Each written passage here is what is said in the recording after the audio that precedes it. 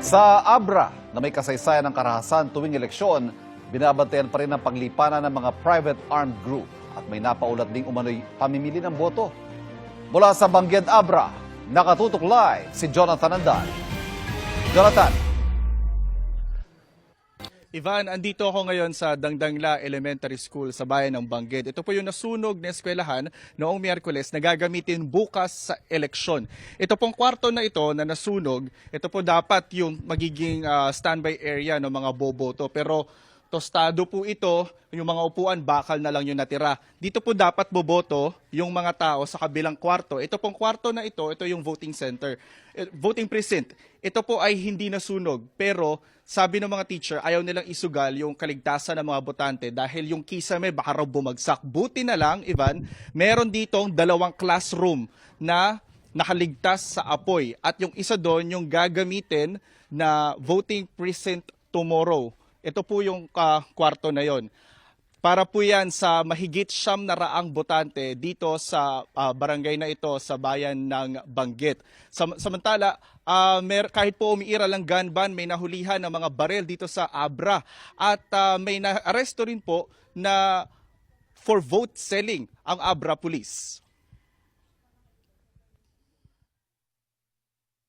Pinadapa ng mga pulis ang 12 lalaking nahulihan ng sandosenang baril sa barangay Laskig sa Pidigan, Abra kahapon. Naabutan sila ng mga pulis na nagtatalo sa kalsada. Isa sa tinitignang anggulo ng pulisya, posibleng private armed group ang mga ito. For one, yes, alarming. Pero at least sa awan ng Diyos nga, nahuli mga yan para lang makuha na natin at hindi pa magamit ng mga nasabing mga tao. Sa Bangged, may 2 inaresto dahil nagbenta raw ng boto. Naaktuhan silang may hawak na 5,000 piso at polyetos ng line-up ng isang partido. Yung mulog na kaming manggat ko sila malasing ko nga ni bari sakbay gate di warehouse ni Luna. Makita ko nga po na pag nasa na di sakbay na kumulog ma'am. Bigyan lang ti ma-identify ko nga may tsurak lang nga pamilyar kinyo ma'am. Leader ni DJ Lagang lang nun. Sa titimawat. Ayon sa Abra Police, mula January 12, umpisa ng election period hanggang ngayong araw, 31 na ang naitatalang barilan sa Abra. 6 ang kumpirmadong election-related incident, 21 ang namatay, 8 ang kinasuhan, 35 baril ang nakukumpiska na. Isa ang Abra sa mga probinsyang may history ng madugong eleksyon, kaya mahigpit ang seguridad dito. Ang 500 pulis Abra na magbabantay sa eleksyon, dinagdagan pa ng 200 pulis.